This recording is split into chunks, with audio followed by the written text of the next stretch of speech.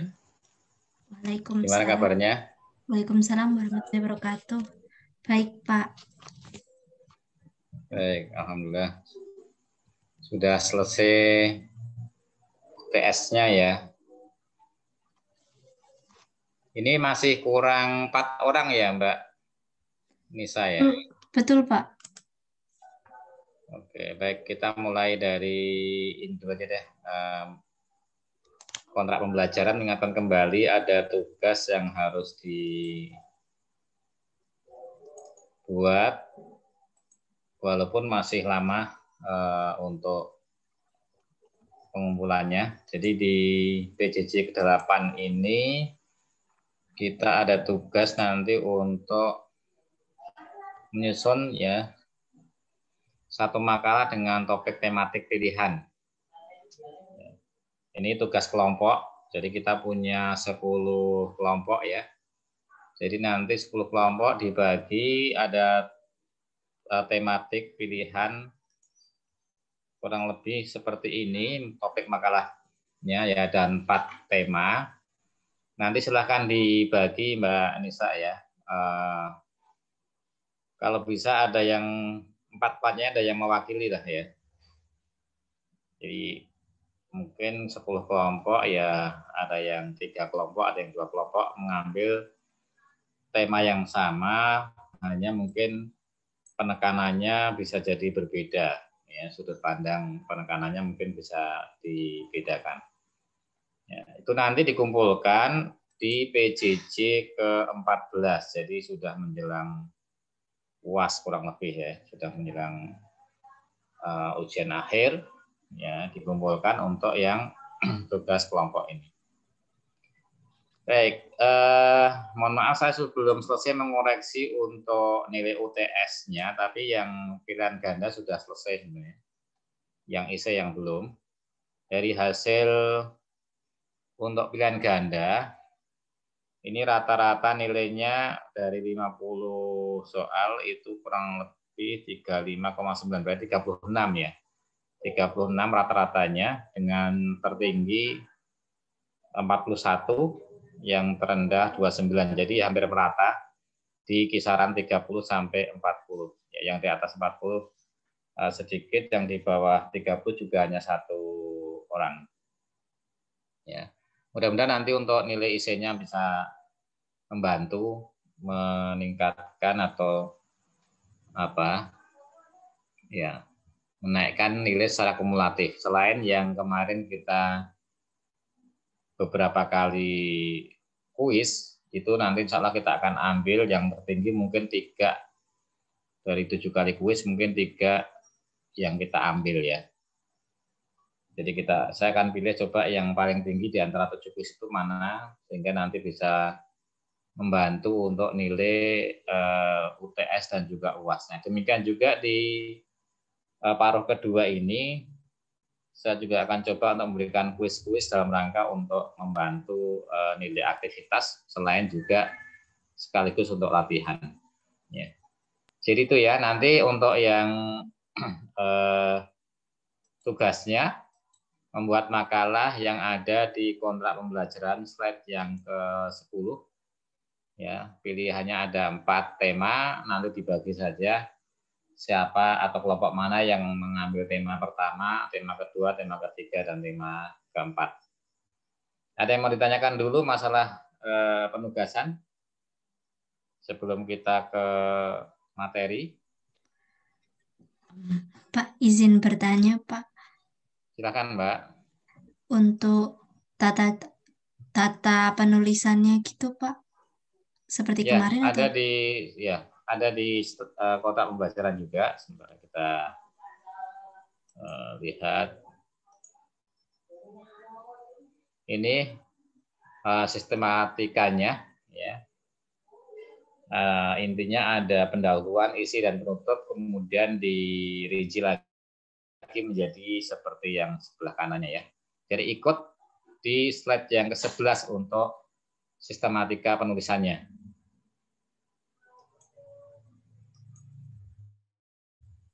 Ada lagi yang lain? Cukup ya. Baik rekan-rekan sekalian, Di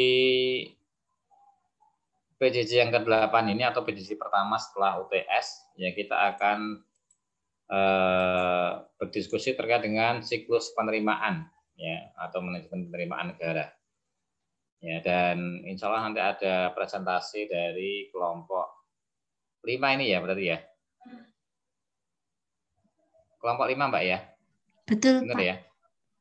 Ya, kelompok 5 terkait dengan MPN generasi ketiga. Jadi saya tidak akan menyampaikan semua materi karena sebagiannya nanti akan disampaikan oleh teman-teman yang presentasi. Baik, saya buka dulu slide-nya.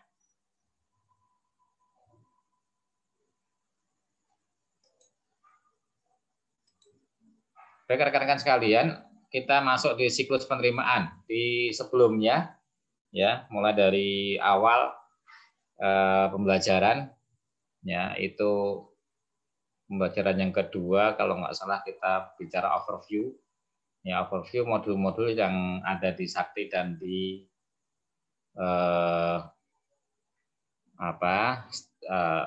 SPAN, ya. Nah, siklus penerimaan ini sebenarnya menggunakan aplikasi di luar Sakti dan SPAN, ya, khususnya aplikasi MPN. Walaupun nanti dalam rangka peretausahaan dan pertanggungjawabannya itu ada di Sakti di modul bendahara untuk perekaman surat setoran bukan pajak salah satu jenis penerimaan, ya, dan ada di SPAN juga, ya, terkait dengan modul penerimaan ini ya, government receipt atau GR, ya.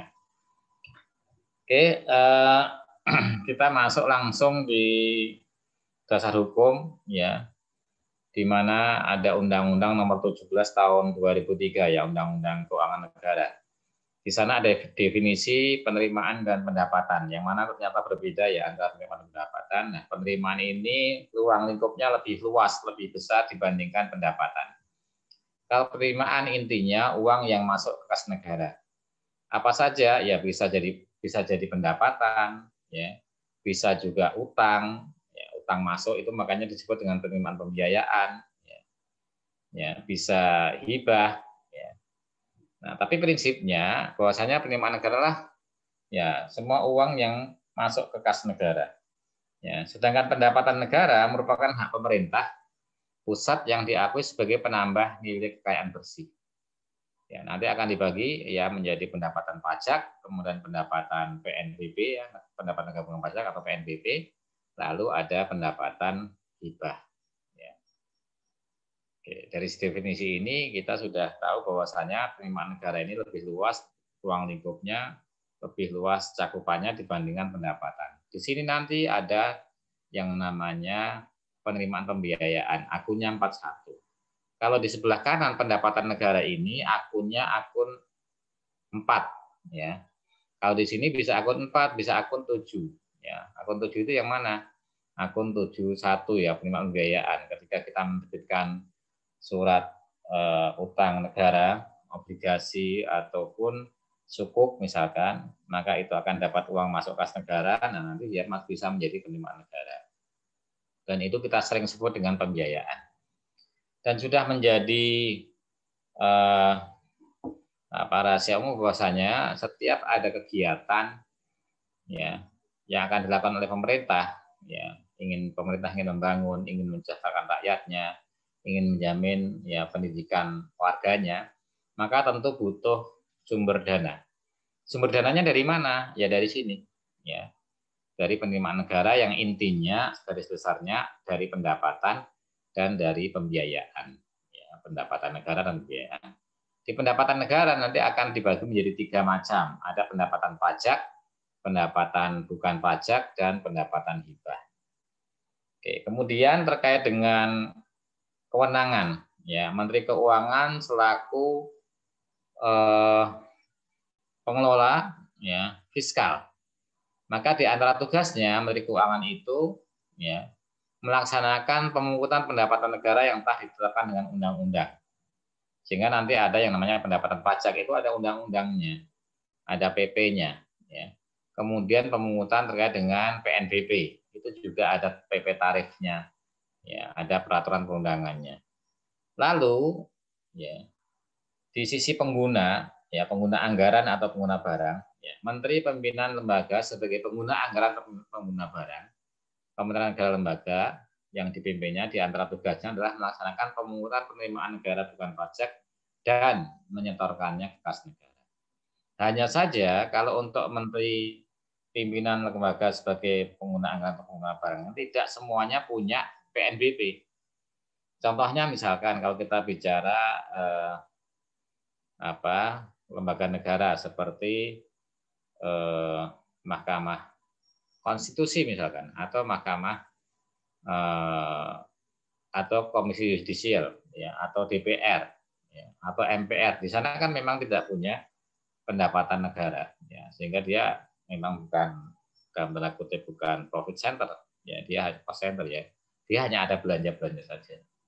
Ya, tapi ada sebagian menteri atau lembaga ini yang memang punya pendapatan fungsional atau pendapatan khusus mereka. Contohnya apa? Misalkan di Kementerian Hukum dan HAM itu ada penerimaan negara terkait dengan pengurusan paspor. Di Kementerian SDM ada penerimaan negara terkait dengan PNBP dari sumber daya alam, ya, dari pertambangan, ya, mineral dan batu bara, minyak dan seterusnya, ya. Kemudian dari Kementerian dari Kepolisian misalkan di sana ada SIM STNK.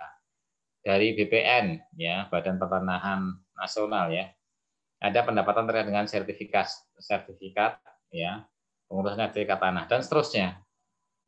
Ya. Di Kumham juga ada pendapatan terkait sertifikat pengurusan atau perizinan. Ya. Nah itu Menteri atau pimpinan lembaga sebagai pengguna anggaran atau pengguna barang, ya, di antara tugasnya adalah melaksanakan pungutan penerimaan negara bukan pajak dan menyetorkannya ke kas negara. Jadi apa yang mereka pungut itu disetor ke kas negara. Yang sebenarnya kalau sekarang itu prakteknya kebanyakan dengan menggunakan sistem yang sudah relatif canggih, ya, sekarang yang terakhir ini menggunakan MPN generasi ketiga, itu sebenarnya pungutan yang dilakukan oleh kementerian lembaga itu realnya oleh wajib bayar atau wajib store langsung di store ke kas negara melalui berbagai macam channel, ya, penyetoran. Contohnya, ya, melalui bank, baik itu offline atau lewat ATM atau bahkan sekarang lewat mekanisme yang lain seperti lewat e-commerce, ya, Tokopedia, Bukalapak, kemudian lewat fintech dan seterusnya. Yang itu nanti masuk dalam pembahasan mungkin teman-teman yang akan presentasi di malam hari ini, ya. Karena sebenarnya sistem penerimaan negara kita dari mulai MPN generasi 1, kedua, ketiga itu intinya adalah otomasi. Yang tadinya di 1 lebih banyak intervensi user, di 2 sudah menggunakan banyak sekali unsur IT-nya, ya. Kemudian di MPN generasi ketiga lebih dipercanggih dan diperluas channel penyetorannya. Yang tadinya hanya bank, ya, sekarang sudah menggunakan lembaga persepsi lainnya, yaitu yang tadi kita sebutkan seperti e-commerce, ya, Tokopedia, Bukalapak maupun fintech, ya. Tentunya ini akan mempermudah user atau mempermudah wajib bayar atau wajib store atau wajib pajak untuk menunaikan kewajibannya menyetor ke kas negara. Selain juga, ya, perlu diperhatikan, ya, tentang kehandalan dari sistem yang ada. Maka itu dari MPN generasi 1 kedua, ketiga itu diantaranya adalah masalah teknologi, di mana yang sebelumnya hanya bisa 60 transaksi per second gitu, ya, sekarang sudah bisa sampai 1000 transaksi per second. Jadi ketika sistem itu diakses oleh 1000 user berbarengan, ya, itu masih bisa. Tentunya ke depan kemungkinan juga akan ditingkatkan lagi, ya. Baik, kemudian di Undang-Undang Nomor 1, Undang-Undang Perdagangan Negara. Di sana ada kewenangan Menteri Keuangan selaku bendahara umum negara, selaku BUN. Nah, di antara kewenangan Menteri Keuangan selaku BUN adalah menetapkan sistem penerimaan dan pengeluaran kas negara. Ya. Jadi sistem penerimaan dan pengeluaran itu diatur, ya, oleh Menteri Keuangan selaku BUN. Ya, contohnya tadi setiap ada setoran atau setiap ada penerimaan negara harus segera disetor kas negara. Ya, kemudian melalui menggunakan sistem yang ada. Ya, misalkan tadi menggunakan sistem MPN generasi ketiga. Walaupun nanti channelnya itu bisa dari berbagai macam channel pembayaran tadi, tapi sistemnya menggunakan sistem modul penerimaan negara. Ya. Demikian juga dengan pengeluaran kas negara. Ya, setiap pengeluaran kas negara misalkan melalui kuasa bun KPPN misalkan. Kemudian menunjuk bank dan atau lembaga keuangan lainnya dalam rangka pelaksanaan penerimaan dan pengeluaran anggaran negara. Maka ada bank-bank yang ditunjuk sebagai bank persepsi untuk penerimaan, ya, yang ya hampir semua bank bisa menjadi bank persepsi atau bank-bank yang ditunjuk oleh negara sebagai bank persepsi, ya, ya, atau lembaga keuangan lainnya. Termasuk kalau untuk pengeluaran itu ada bank operasional ya, yang kita kenal dengan istilah BO ya, bank operasional. Yang bank operasional itu sekarang adalah bank-bank himbara ya, himpunan bank milik negara, contohnya Mandiri, BNI, kemudian BTN gitu ya. Ya itu BRI ya. Itu bank untuk pengeluaran, bank yang kita sebut bank operasional. Kemudian untuk pengeluaran gaji-gaji yang di daerah bisa menggunakan bank daerah ya, misalkan bank Jateng ya, bank Jabar dan seterusnya. Untuk penerimaan kita menggunakan bank persepsi, dan sekarang dengan adanya MPN 3 ini diperluas bukan hanya perbankan, tapi sudah masuk ke ranah e-commerce ya. Baik, kemudian setoran kas ya, ke kas negara itu melalui apa? Bisa melalui bank sentral, dalam hal ini adalah Bank Indonesia, atau bank umum dan badan lainnya. Ya, itu DBP tahun PP 45 tahun 2013. Baik, ya. Kemudian terkait dengan pelaksanaan anggaran pendapatan, ya, di mana setiap kementerian atau negara, lembaga atau satuan kerja perangkat daerah (SKPD) yang ada di Pemda itu, yang punya sumber pendapatan, ya, contohnya tadi Kanim ya, kantor imigrasi, kemudian BPN, ya, kemudian ya pajak sudah pasti ya, kemudian SDM itu ada satu unit yang namanya Minerba atau mineral dan batu bara, Direktorat Minerba dan batu bara, wajib mengintensifkan perolehan pendapatan yang menjadi wewenang dan tanggung jawabnya. Nah, kemudian jangan lupa penerimaan itu harus disetor seluruhnya kas negara dalam waktu yang selanjutnya diatur dalam peraturan pemerintah.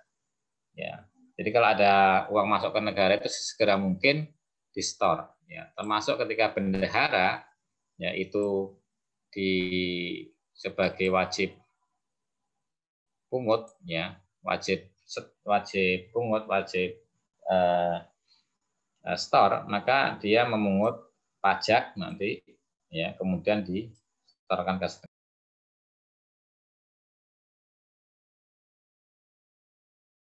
sudah pernah kita bahas di modul sebelumnya, ya di modul bendahara. Salah satu tugas bendahara adalah memungut pajak kalau belum dipungut oleh pihak ketiga ketika dia belanja, kemudian disetorkan ke kas negara.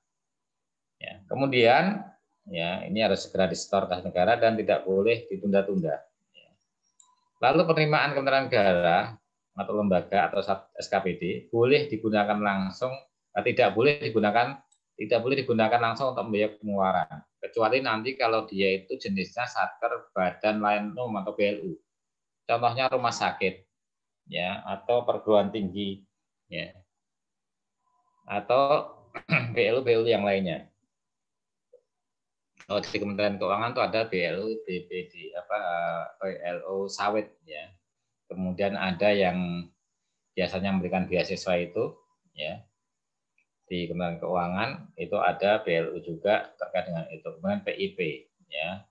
Kemudian Elman, ya, terkait dengan aset negara, pengelolaan aset negara, ada BLU Elman. Nah, kalau untuk yang jenisnya BLU, maka penerimaan itu boleh digunakan langsung oleh Satker BLU untuk kemudian disahkan ya sebagai pertanggungjawaban.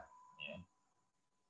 LPDP tadi ya, LPDP itu salah satu Satker BLU di Kementerian Keuangan Nah, dia punya pendapatan itu boleh betul. Tapi kepada umumnya Satker atau lembaga yang bukan BLU ya harus disetor dulu, tidak boleh langsung digunakan.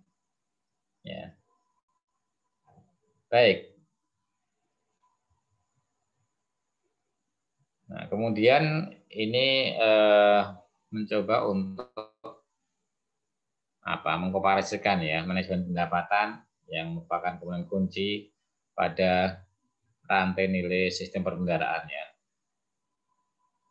Treasury value chain ya. Ya. Bahwasanya manajemen pendapatan merupakan sebuah tugas yang penting bagi bendahara. Nah, makanya kalau di Satker ini relatif identik antara penerimaan dengan bendahara ya. Jadi di Satker itu ada yang namanya bendahara pengeluaran, ada yang namanya bendahara penerimaan. Untuk Satker-Satker atau KAKL yang memang punya tusi terkait dengan pendapatan, ya punya tugas pokok fungsi yang terkait pendapatan, maka mereka biasanya mempunyai bendahara penerimaan. Ya, bendahara penerimaan yang tugasnya nanti menerima uang yang kemudian disetor ke kas negara. Baik, ya. Kemudian ini ruang lingkup pendapatan negara ada 3, ya, pajak, PNBP dan hibah. Ya, pendapatan pajak, pendapatan negara bukan pajak dan hibah. Ya, pendapatan pajak sudah kita tahu, yaitu kewajiban dari perorangan ataupun badan ya kepada negara tanpa mendapatkan imbalan secara langsung. Tapi secara tidak langsung iya, ya misalkan dia bayar pajak untuk pembangunan, ya untuk kesehatan, untuk pendidikan dan seterusnya. Nah itu tidak dapat imbal jasa langsung dari pemerintah kepada orang yang bayar pajak. Jadi kalau WP bayar misalnya 1 juta, dia nggak dapat langsung kompensasi. Ya berbeda dengan ketika kita masuk ke tempat wisata, misalnya kita bayar retribusi masuk, kita langsung bisa menikmati layanan ya jasa dari tempat rekreasi itu. Ya. Realnya seperti apa sih? Saya coba gambarkan di akun-akun yang terkait dengan penerimaan.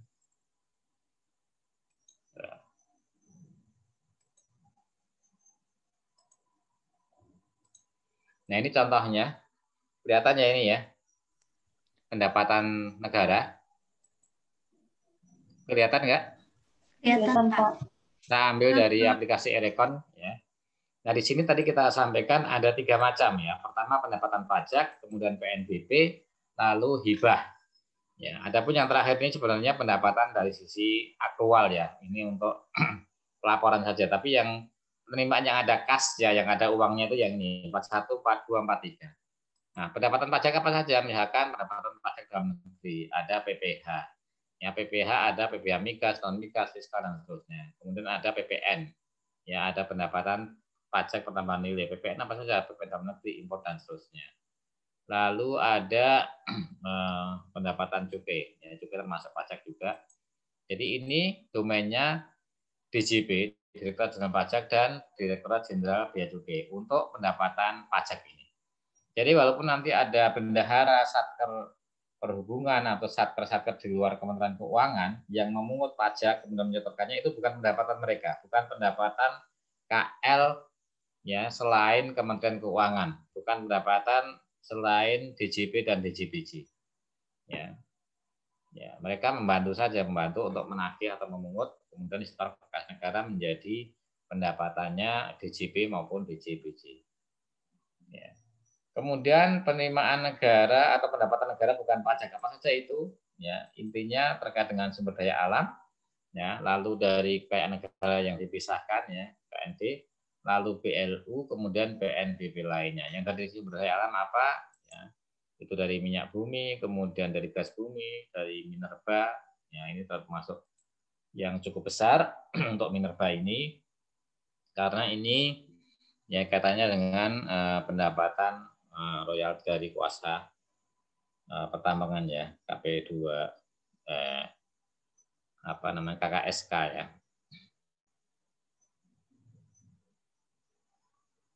Baik ya, ini pendapatannya. Contohnya ini misalkan PNBP dari sumber daya alam apa sih? Pendapatan minyak bumi.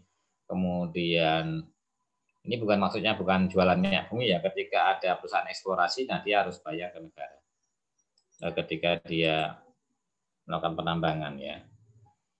Lalu misalkan yang minerba batu bara ini ya pendapatan iuran tetap pertambangan negara batu bara dan seterusnya.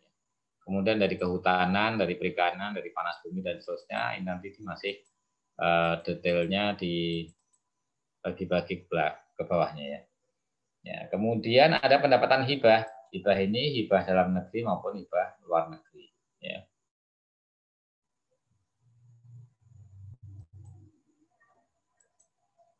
Baik ya, ini struktur akun terkait dengan pendapatan. Ya, terkait dengan pendapatan.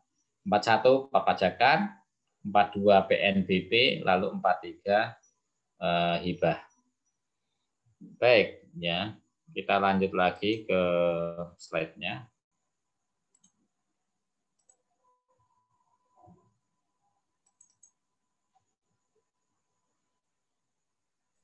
Nah, kemudian lingkup penerimaan negara, ya, yang berupa setoran dari wajib pajak, wajib bayar atau wajib setor, ya, dari WP, wajib pajak, WP, wajib bayar, WS, wajib setor, ya, itu melalui rekening bun di Bank Indonesia, kemudian MPN yang modul penerimaan negara dan KPPN. Yang dari KPPN yang mana sih? Yang potongan SPM, karena tidak semua penerimaan itu melalui setoran. Ada yang langsung dipotong oleh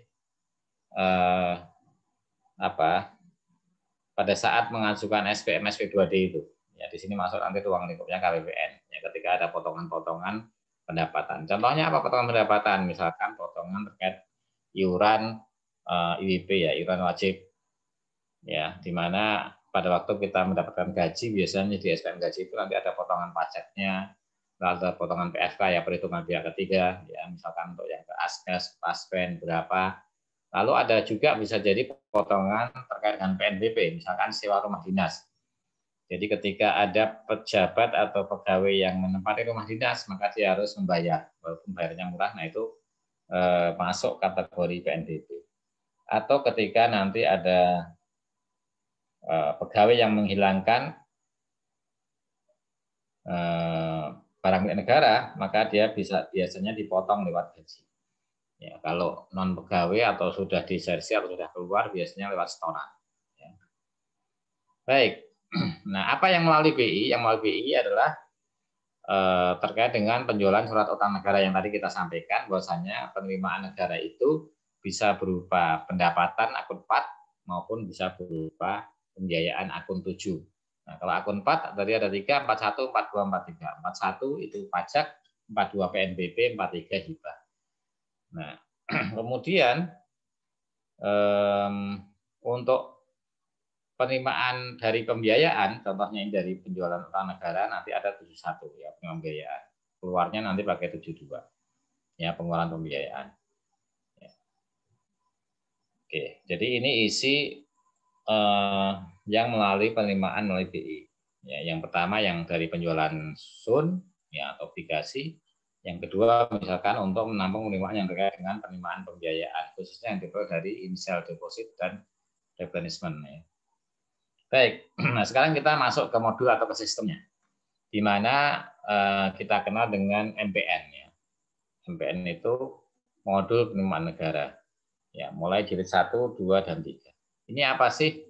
Ya, yaitu modul yang memuat serangkaian prosedur mulai dari penerimaan, penyeluruhan, pengumpulan data, pencatatan, pengikhtisaran sampai dengan pelaporan yang berhubungan dengan penerimaan negara dan merupakan bagian dari SPAN. Ya. Nah, di SPAN itu salah satu modulnya namanya modul GR ya, Government Receipt, ya ini penerimaan negara ini.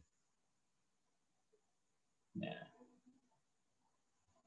Oke, kemudian apa saja yang masuk di ruang lingkup penerimaan negara? Ada penerimaan pajak, PNBP, kemudian ada penerimaan pengumpulan belanja. Karena pengumpulan belanja berarti uangnya masuk ke negara lagi, yang tadinya kelebihan, lalu penerimaan perhitungan pihak ketiga atau PFK yang kita sering sebut ya, perhitungan pihak ketiga ini. Nah, modul penerimaan ini ada di SPAN, ya tidak ada di Sakti. Ya, di Sakti adanya modul bendahara. Ya, adanya di SPAN. Ya. Fungsinya apa? Ya penata usahaan tahun hasil penerimaan negara yang diterima melalui rekening milik BUN, DBI, melalui bank atau pos persepsi, ya, serta melalui potongan surat pembayaran yang tadi melalui KPPN tadi ya. Itu adalah dokumen potongan SPM, ya, atau pengasahan pendapatan dan belanja ya, oleh KPPN. Nah, yang pengesahan itu apa? Yang pengesahan itu ada dua sekarang ini, ada pengesahan terkait dengan hibah langsung, ya, baik itu berupa uang, jasa atau surat berharga atau barang. Ya.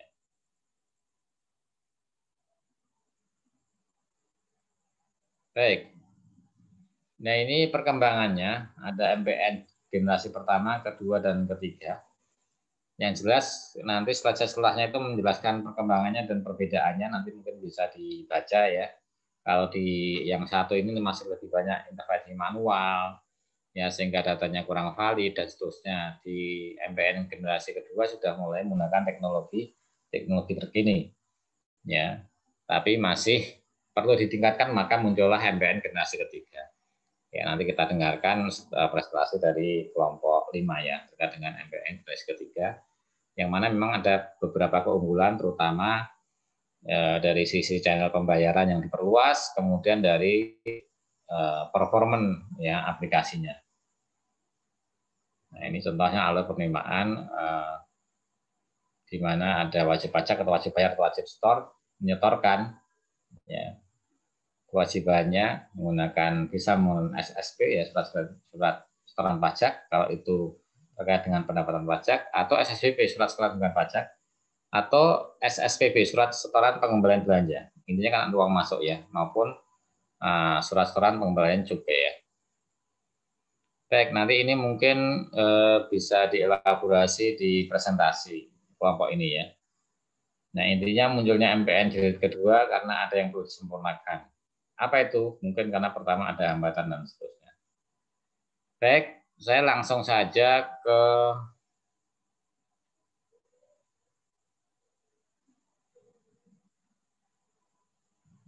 koreksi. Ya. Apa yang sudah di-store oleh wajib bayar, wajib pajak, atau wajib store itu bisa jadi salah. Ya, bisa jadi salah. Ya. Nah, ketika terjadi salah, salahnya itu di salah segmen COA ya, tidak mengaruh rupiah, maka mekanismenya kurang lebihnya seperti ini ya. Kalau terjadi koreksinya itu di tanggal transaksinya, di bulan transaksinya, maka sesuai tanggal transaksi. Kalau ketemunya di bulan setelah bulan transaksinya, bisa dicontohkan misalkan pas Januari, tapi diketahui ada salah di bulan Februari. Nah, kalau masih di tanggal 1 sampai 13, maka perbaikannya nanti di hari terakhir, hari kerja terakhir di bulan Januari. Tapi kalau sudah lebih dari tanggal 13 bulan berikutnya, maka nanti koreksinya dilakukan di tanggal 14 sampai akhir bulan. Ya. Sampai akhir bulan. Nah itu maka nanti tanggal koreksinya sama dengan bulan yang terbuka itu. Ya. Misalkan sekarang kita di bulan Desember misalkan. Nah kalau ada kesalahan di bulan November, kemudian koreksi di hari ini, maka dia masuk di akhir November. Ya, karena apa? Ketika sudah lewat bulannya seperti yang nomor 2 ini, maka dia dimasukkan di hari kerja terakhir bulan Januari. Ya. Syaratnya itu ketahuan dan segera dieksekusi di antara tanggal 1 sampai 13. Kalau sudah di atas tanggal 13, maka nanti tanggal koreksinya akan dilakukan saat koreksi. Ya, kalau koreksinya tanggal 27 ya 27 dan seterusnya. Baik, kemudian kita langsung saja ke ini PNBP ya, sekitar tentang PNBP. Ya, PNBP itu penerimaan negara bukan pajak, yang mana memang walaupun porsinya tidak sebesar pajak, kalau pajak itu masih mendominasi, bahkan mungkin sampai 70-an% lebih dari struktur penerimaan negara kita. Ya. Nah, selebihnya ada PNBP dan hibah. Ya, hibah juga sangat kecil ya, lebih kecil dari PNBP. Nah, PNBP ini adalah pungutan yang dibayar oleh orang pribadi atau badan dengan peroleh manfaat langsung maupun tidak langsung atas layanan atau pemanfaatan sumber daya dan hak yang diperoleh negara. Ya, tentunya ini harus dipayungi dengan perundang-undangan. Ya, ada undang-undang, ada PP, ada PMK dan seterusnya. Kemudian objek PNBP itu apa? Ya, semua aktivitas, hal, dan atau benda yang menjadi sumber penerimaan negara di luar perpajakan dan hibah. Ya, contohnya dari pemanfaatan sumber daya. Tadi makanya ada pendapatan dari minyak bumi, gas, dan sebagainya. Ya. Lalu ada yang dari sektor pelayanan, lalu ada yang dari pengelolaan keuangan negara yang dipisahkan. Kemudian ada pengelolaan BUMN. Contohnya apa? Manfaatan BUMN. Ya, seperti beberapa gedung atau ada gedung di kantor pusat atau di kantor keuangan itu ada gedung yang dikerjasamakan pengelolaannya dengan pihak ketiga. Ya. Oke. Kemudian pengelolaan PNBP, ya seluruh PNBP dikelola dalam sistem anggaran pendapatan dan belanja negara. Ya, mulai perencanaan, pelaksanaan, persiapan, dan pengawasannya. Oke. Kemudian, ya kalau PNBP itu dikenal istilah target PNBP. Ya, target PNBP yang mana ya rencana PNBP ini secara realistis, optimal, dan sesuai dengan peraturan bulanan. Umumnya ini yang punya seperti ini adalah KL-KL yang memang punya pendapatan fungsional. Pendapatan khusus, jadi dia prediksikan, estimasikan kira-kira dia akan dapat berapa. Oke, mungkin ini sebagai pengantar ya diskusi kita nanti. Ya, selebihnya nanti bisa dibaca bahannya. Ya. Nah, sekarang kita masuk di sesi yang kedua, ya presentasi dari kelompok 5. Ya, kalau mau ada yang tanyakan silahkan ya sebelum kelompok 5 melakukan presentasinya. Ya, kalau enggak nanti bisa disatukan saat diskusi juga nggak apa-apa. Kelompok 5 sudah siap? Sudah, Pak. Gimana? Belum sudah ada pertanyaan lagi belum? Kalau belum kita langsung saja ke kelompok 5, nanti bisa disatukan diskusinya di setelah presentasi ya. Zoom kita sampai jam waktu Zoom-nya ya. Tadi sudah dapat info. Sekarang dibatasi tidak boleh lewat dari jam 21.30 dan memang ya insya Allah sih kita Zoom tidak akan sampai ke sana ya, paling sampai jam 9-an kemudian kita kasih kuis ya. Atau setelah presentasi ini kalau memang nggak ada diskusi langsung kita berikan kuisnya. Silahkan kelompok 5 untuk mempresentasikan slide-nya ya.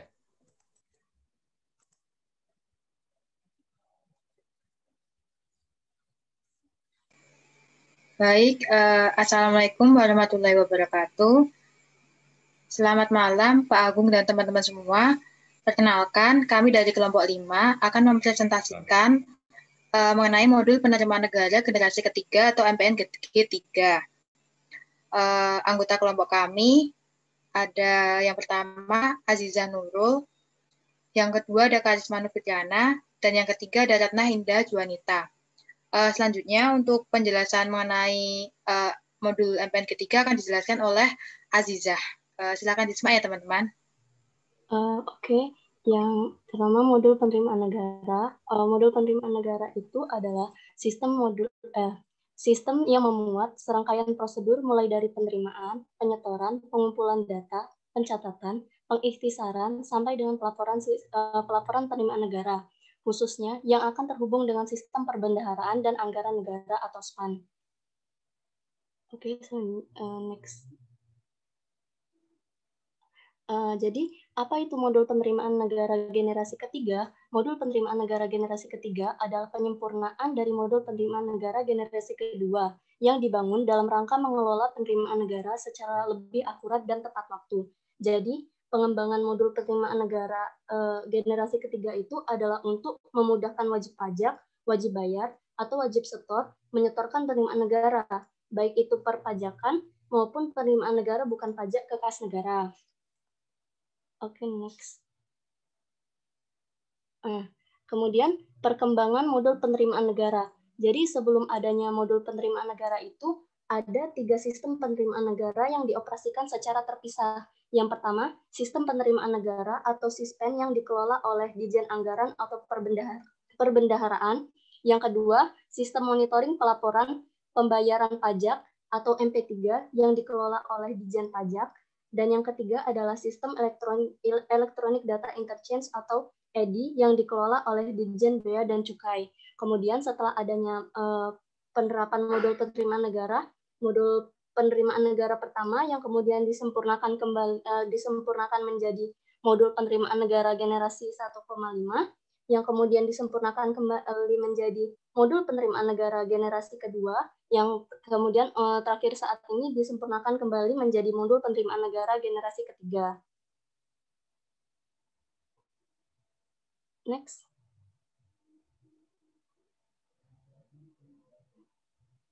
Kemudian terdapat beberapa hal yang menjadi poin penyempurnaan untuk modul penerimaan negara generasi ketiga. Yang pertama, adanya sistem single sign-on. Sistem ini menggabungkan 3 biller yang berbeda ke dalam satu portal penerimaan negara. Selain itu, dengan adanya sistem single sign-on ini, maka penerimaan negara yang meliputi pajak, bea cukai, dan PNBP akan mempermudah pengguna layanan karena dapat melakukan penerimaan penerimaan secara sekaligus melalui satu portal penerimaan negara. Yang kedua, MPN generasi ketiga ini mengakomodir pemutakhiran infrastruktur.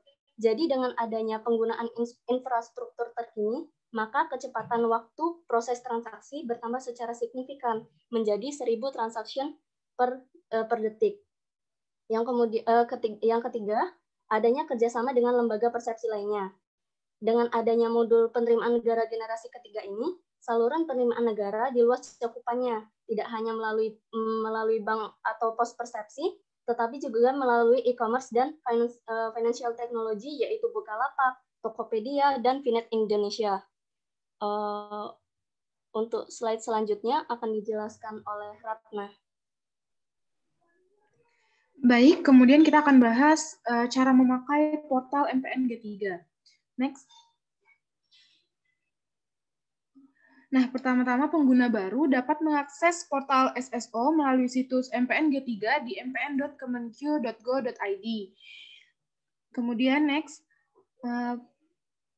Nah, pada halaman registrasi, isi semua data yang terdapat pada form registrasi. Nah, di sini terdapat 3 tipe pengguna MPN G3 dan apa saja data yang harus diisi pada saat proses pendaftaran.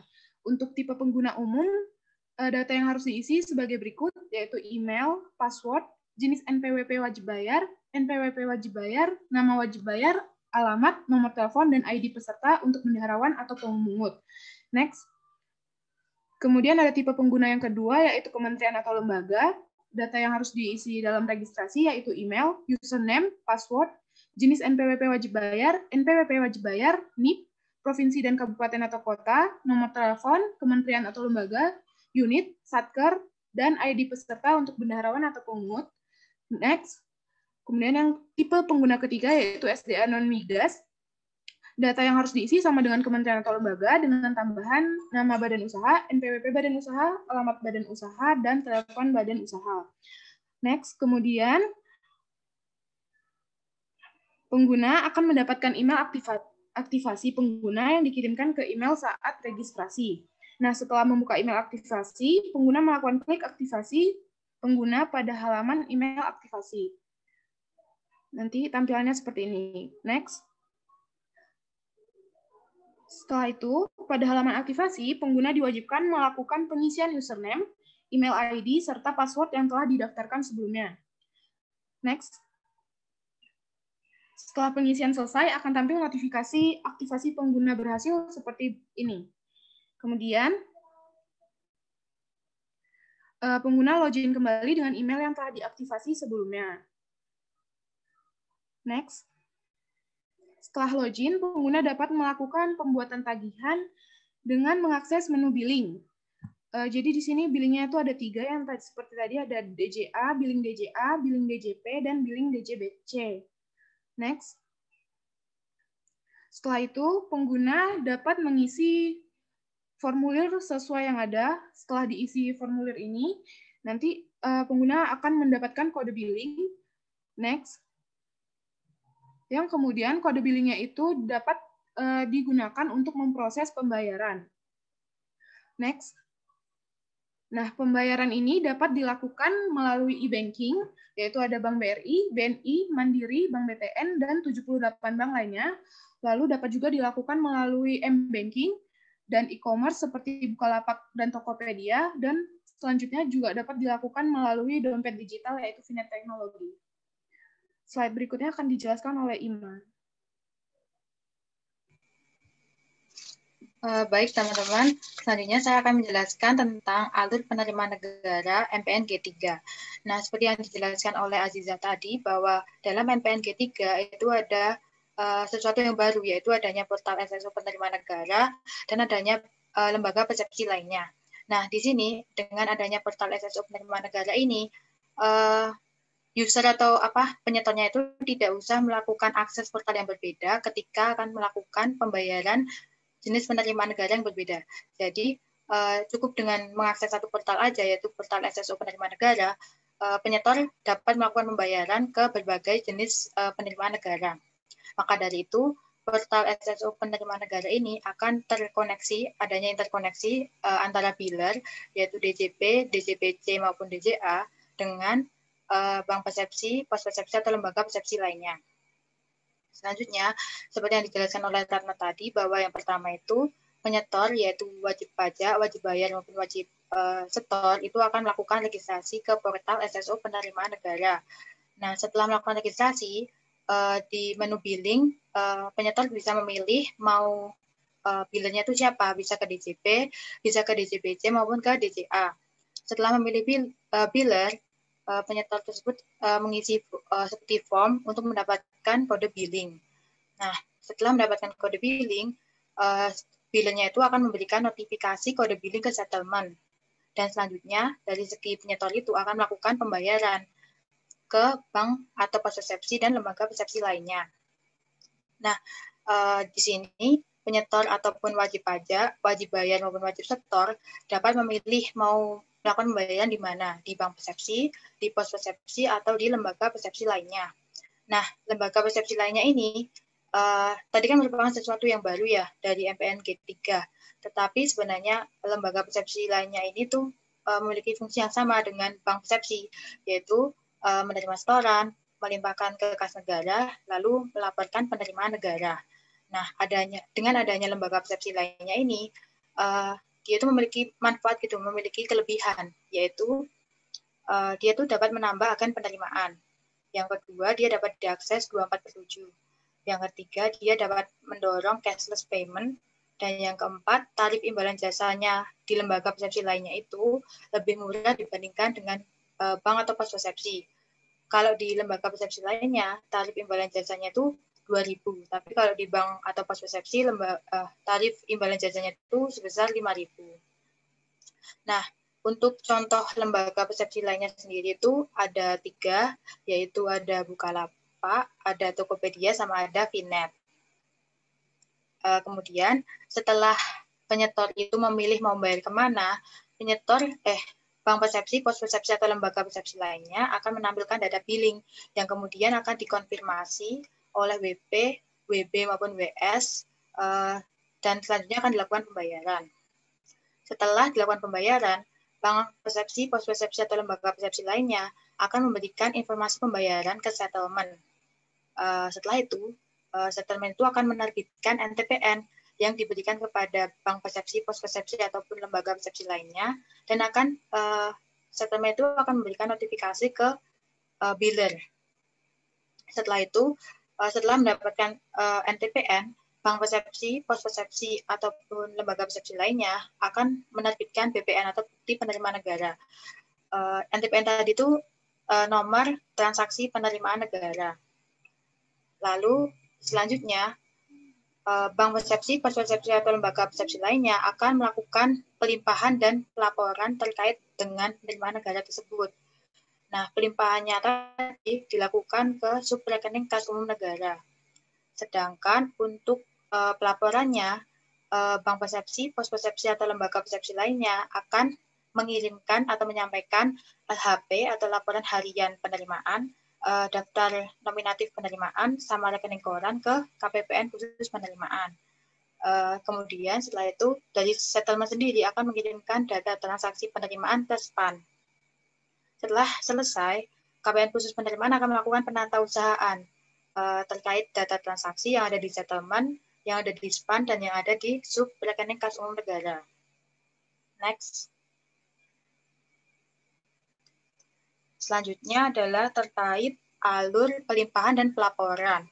Nah, tadi kan sudah dijelaskan bahwa bank persepsi atau lembaga persepsi lainnya itu memiliki kewajiban untuk melimpahkan kas penerimaan negara dan melakukan pelaporan.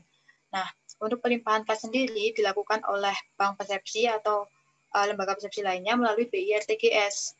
Untuk melalui BIRTGS yaitu untuk transaksi pukul 15.00 H-1 sampai dengan pukul 8 H+1 akan dilimpahkan paling lambat pukul 9 H+0. Jadi untuk transaksi kemarin jam 3 kemarin sore sampai hari ini jam 8 pagi akan dilimpahkan paling lambat adalah hari ini jam 9 pagi. Kemudian untuk transaksi pukul 8 H-1 sampai dengan pukul 15.00 H+0 akan dilimpahkan paling lambat pukul 16.30 H+0.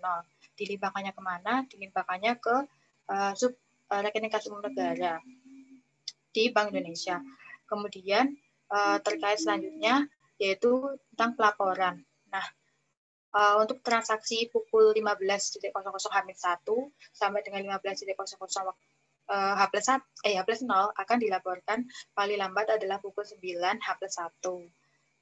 Melaporkannya kemana? Ke KPPN khusus penerimaan. Yang dilaporkan itu ada laporan harian penerimaan, daftar nominatif penerimaan, dan rekening koran. Next. Sekian presentasi dari kami, teman-teman. Mungkin ada yang ingin ditanyakan?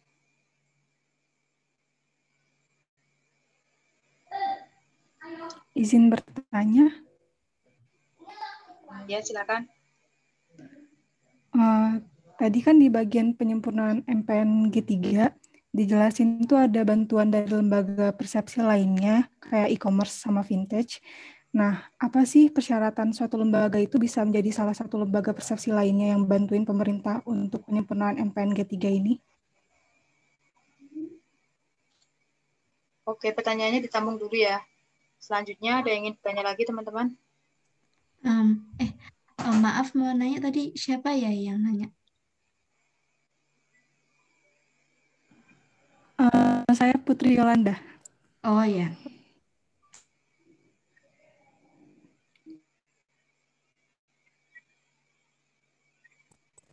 Izin bertanya teman-teman.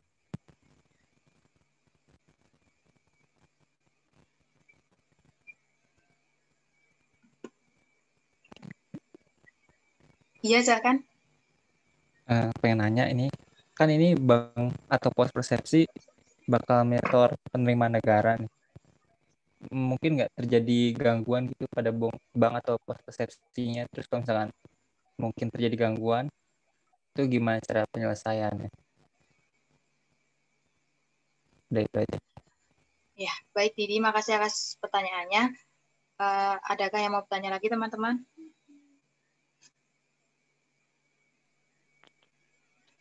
Izin bertanya. Ya, silakan. Jadi apabila terjadi kegagalan transaksi atau error di modul penerimaan, lalu pengendalian internal seperti apa yang dapat diterapkan untuk memitigasi terjadinya kesalahan atau error tersebut? Terima kasih. Ya, makasih Elinda atas pertanyaannya. Mungkin 3 dulu yang kita tamu dulu ya teman-teman. Kita akan diskusi dulu. Bentar ya teman-teman. Oke.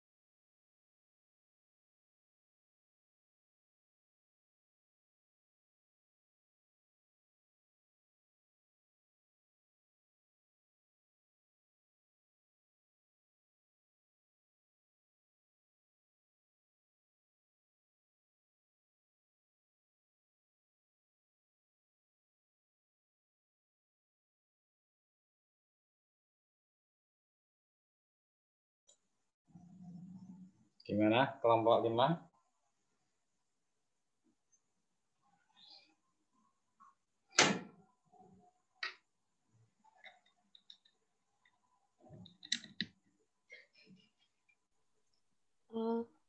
Baik Pak, saya akan menjawab pertanyaan dari Erlinda. Pertanyaan yang ketiga. Jadi menurut kelompok kami, pengendalian internal yang dapat dilakukan untuk memitigasi adanya error adalah yang pertama, pemisahan tugas yang memadai. Jadi terdapat pemisahan tugas untuk pembuat transaksi atau operator, kemudian validator, dan approval-nya. Yang kedua, otorisasi yang sesuai, yaitu dengan hanya dilakukan oleh approver yang sudah divalidasi. Kemudian yang ketiga, dokumen dan catatan yang memadai, misal dengan chart of account untuk mencegah kesalahan klasifikasi. Kemudian yang keempat, pengendalian fisik atas aktiva dan catatan. Jadi, Dispan telah menyediakan pusat data dan pusat pemulihan data untuk mencegah kehilangan atau kerusakan data. Yang terakhir, pengendalian internalnya adalah pemeriksaan kinerja secara independen. Bagaimana Erlinda? Apa udah terjawab? Oke, terima kasih. Ya, sama-sama.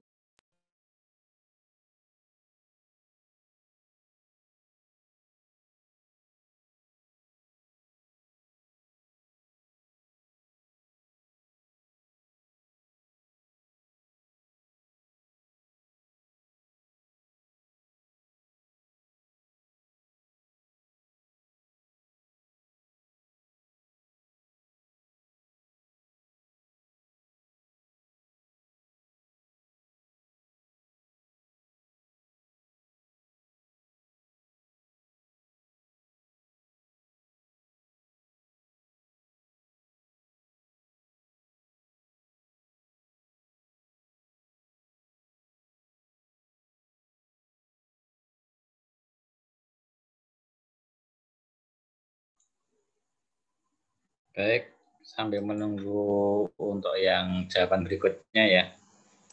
Ini saya share ya apa yang bisa kita lakukan di OMSEPAN ya, online monitoring SEPAN, di mana kita bisa melakukan konfirmasi terhadap penerimaan. Ya, apakah penerimaan kita itu sebenarnya sudah masuk ke negara atau belum?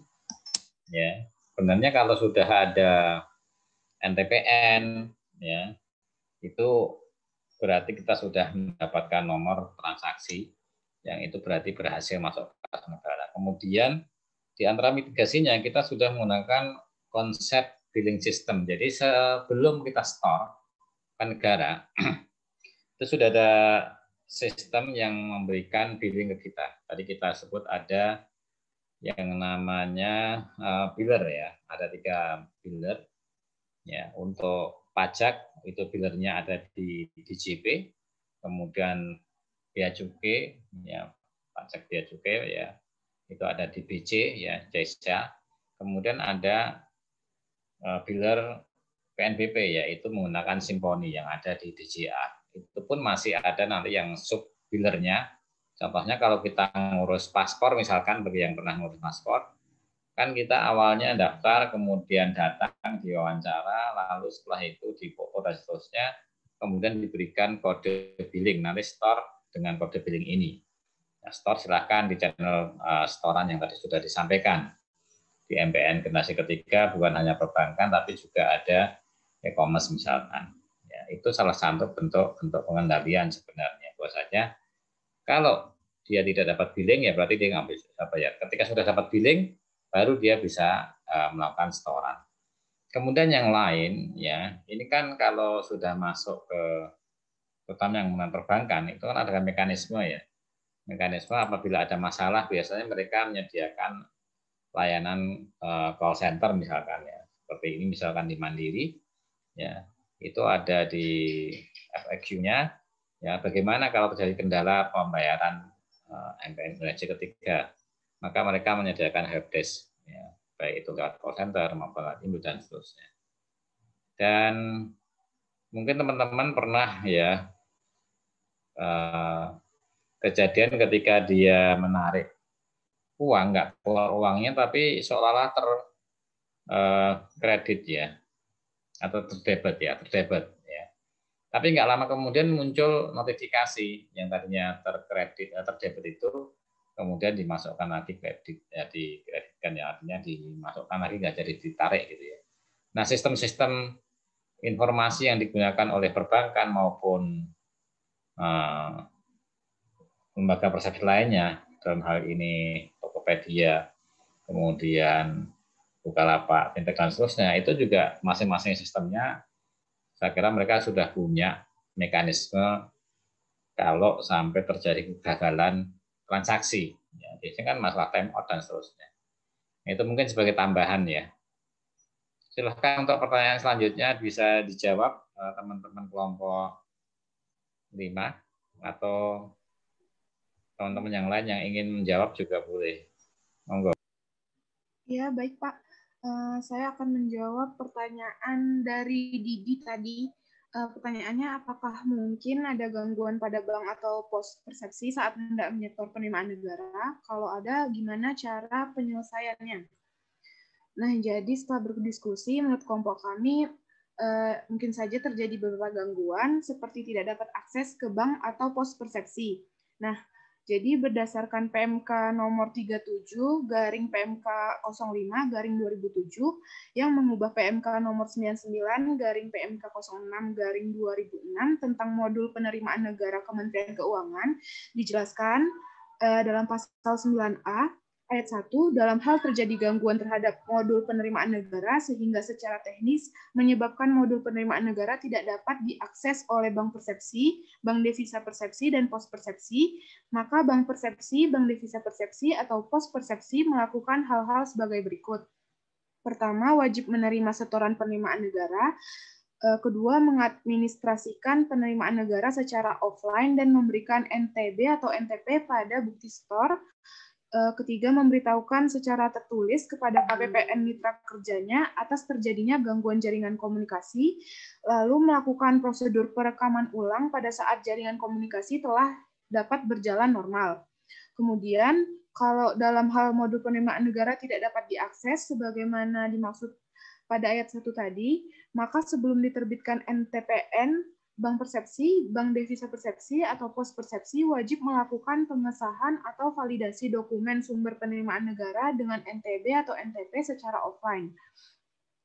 Pada hari yang sama dengan saat wajib pajak, wajib bayar, dan wajib setor atau bendahara penerimaan melakukan penyetoran penerimaan negara. Lalu pengesahan atau validasi sebagaimana yang dimaksud pada ayat 2 berlaku juga sebagai bukti setor yang digunakan untuk melakukan penyelesaian administrasi perpajakan, kepabeanan, cukai, penerimaan negara bukan pajak, dan penerimaan negara lainnya. Kemudian pada pasal 9B-nya, dalam hal terjadi gangguan pada modul penerimaan negara sebagaimana dimaksud dalam pasal 9A, dalam jangka waktu sampai dengan sebelum berlakunya peraturan Menteri Keuangan ini yang mengakibatkan wajib pajak, wajib bayar, wajib setor, atau bendahara penerimaan belum menerima pengesahan atau validasi dokumen penerimaan negara, baik online maupun offline, sampai dengan jangka waktu pembayaran penerimaan negara sesuai dengan yang ditetapkan berdasarkan ketentuan yang berlaku, kondisi tersebut tidak dikategorikan sebagai suatu keterlambatan penyelesaian administrasi perpajakan, kepabeanan cukai, penerimaan negara bukan pajak, dan penerimaan negara lainnya. Dan selanjutnya kalau terjadi kondisi gangguan pada modul penerimaan negara sebagaimana yang telah dimaksud dalam pasal 9A dan 9B tadi, diatur lebih lanjut juga oleh masing-masing Direktur Jenderalnya sesuai dengan tugas dan wewenang berdasarkan ketentuan perundang-undangan yang berlaku. Bagaimana Didi, apakah dapat diterima? Siap, karena thank you. Terima kasih.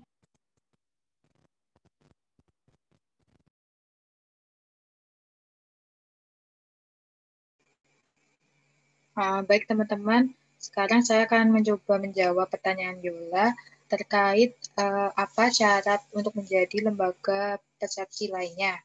Nah, menurut PMK nomor 202 garing PMK 05 garing 2018. Perubahan kedua dari PMK nomor 32 garing PMK 05 garing 2014 menyatakan bahwa user acceptance test yang selanjutnya disingkat UAT adalah pengujian yang dilakukan oleh kuasa hukum pusat atas sistem dan proses bisnis penatausahaan penerimaan negara pada bank atau pos persepsi atau bank umum atau devisa atau badan atau lembaga yang mengajukan permohonan untuk menjadi bank atau pos persepsi dan lembaga persepsi lainnya dengan persyaratan dan spesifikasi yang ditetapkan oleh kuasa hukum pusat. Jadi inti dari PMK tadi bahwa untuk menjadi lembaga persepsi lainnya itu tuh ada syarat-syarat yang ditetapkan oleh kuasa hukum pusat, yaitu harus lulus UAT tadi, yaitu user acceptance test. Nah, setelah lembaga yang mengajukan sebagai lembaga persepsi lainnya tadi telah dinyatakan lulus dari tes UAT tadi, maka lembaga tersebut bisa ditunjuk sebagai lembaga persepsi lainnya dan melaksanakan sistem penerimaan negara secara elektronik. Mungkin itu jawaban dari kami. Apakah sudah menjawab, Yola? Ya, sudah. Terima kasih. Sama-sama. Baik teman-teman, mungkin sekian presentasi dari kelompok kami. Kurang lebihnya kami mohon maaf. Terima kasih. Wassalamualaikum warahmatullahi wabarakatuh. Waalaikumsalam warahmatullahi wabarakatuh. Baik, terima kasih kepada kelompok 5 yang sudah mempresentasikan materi terkait dengan MPN generasi ketiga ya. Jadi prinsipnya perjalanan dari generasi pertama sampai ketiga di sana ada penyempurnaan baik dari sisi proses bisnis maupun dari sisi teknologi. Utamanya ketika kita bicara dari jilid 1 ke jilid kedua itu lebih banyak yang tadinya itu intervensi user itu atau intervensi manusia ya itu cukup dominan. Nah di jilid 2 itu sudah mulai menggunakan teknologi yang lebih dominan. Nah dari 2 ke 3 ya itu ya intinya adalah peningkatan performance ya performance dari teknologi yang sudah ada. Di antaranya mungkin tadi yang sudah sempat disampaikan misalkan terkait performance ketika diakses bareng-bareng ya. Misalkan banyak wajib bayar, wajib store melakukan penyetoran pada saat yang sama. Yang dulunya misalkan hanya mampu 60 per TPS, nah sekarang sudah bisa sampai 1000 per TPS. Dan setoran kita itu sudah puluhan juta per tahun ya. Puluhan juta record atau puluhan juta setoran per tahun. Apalagi kalau kita bicara setoran pajak ya, surat setoran pajak SSP ya. Itu recordnya sampai ya mungkin 50 juta lebih kalau untuk yang pajak saja ya. Ya, yang kedua adalah perluasan channel ya setoran yang tadinya hanya melalui channel perbankan beserta ATM-nya misalkan. Nah, sudah mulai merambah ke e-commerce. Ini tidak lain karena memang perkembangan teknologi dan perkembangan zaman di mana transaksi-transaksi yang melalui e-commerce itu mempunyai beberapa keunggulan di antaranya tadi ya. Kita bisa bertransaksi 7 kali 24 atau 24 kali 7. Ya, artinya ya tidak ada liburnya intinya. Jadi hari libur pun orang bisa store pajak, orang bisa store PNBP dan seterusnya. Nah, terkait dengan sistem atau mitigasi risiko ya atau mitigasi pengendaliannya tentunya masing-masing sistem itu sudah teruji atau sudah harus diuji. Ya, termasuk di antara syarat tadi dia itu bisa masuk sebagai channel MPN tadi, ya dia harus lolos user acceptance test atau UAT. Jadi tidak asal kita pilih saja. Yang pertama kenapa Topet Bukalapak misalkan? Ya dia memang bangsa pasarnya, marketnya yang relatif paling luas, kemudian teknologinya juga relatif bagus ya, dan itu pun masih diuji, ya diuji oleh kuasa hukum. Ya. Baik ya, itu mungkin rekan-rekan sekalian materi kita malam hari ini. Ya. kita ada sedikit pelatihan atau kuis ya, 14 soal saja. Nah, untuk penutup dari sesi kali ini, sekali lagi kami mengingatkan, mungkin tadi ada yang belum bergabung, terkait dengan penugasan, di mana ada penugasan di PJJ kali ini untuk dikumpulkan paling lambat di PJJ ke-14 atau menjelang UAS berarti ya, dengan topik, ini penugasan tim ya, dengan topik makalahnya ada 4, ya ini pilihan ya. Tapi karena kita punya 10 kelompok, nanti tolong dibagi per kelompoknya ya. Misalkan ini 3 kelompok, ini 2 boleh, silakan. Ya. Kalau 3 kelompok bagaimana nanti sama ya. Kita bisa melakukan atau membuat makalah dengan sudut pandang yang berbeda-beda ya, penekanan yang berbeda-beda. Ya, kita harapkan tidak ada yang copy paste lah intinya. Ya, antar kelompok walaupun judulnya atau topiknya sama. Ya. Ya, baik, kapan pengumpulannya? Pengumpulannya adalah di PJJ yang ke-14. Ini ya. Jadi lihat nanti di kontrak pembelajaran start ke-7, itu tugasnya di sana menyusun makalah atau paper secara kelompok ya, dengan memilih salah satu topik pilihan, kemudian struktur atau sistematika penulisannya di slide yang ke-11, ada pendahuluan, isi, dan penutup. Baik, ini mungkin rekan-rekan sekalian yang bisa kita sampaikan malam ini ya. Semoga semua tetap sehat. Saya akan coba bagikan linknya untuk kuis malam ini. Waktunya sampai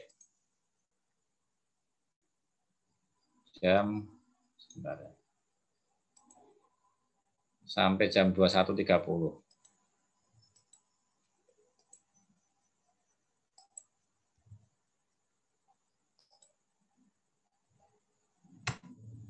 Oke ya, kita sudah share di grup WA, silahkan dikerjakan dan selamat mengerjakan, kemudian istirahat, semoga semua tetap sehat ya. Kita akhiri, mohon maaf kalau ada kekurangannya, kita akhiri pertemuan kita malam ini. Assalamualaikum warahmatullahi wabarakatuh. Terima kasih semuanya ya. Waalaikumsalam warahmatullahi wabarakatuh. Terima kasih Pak. Terima kasih Pak. Ya, sama-sama.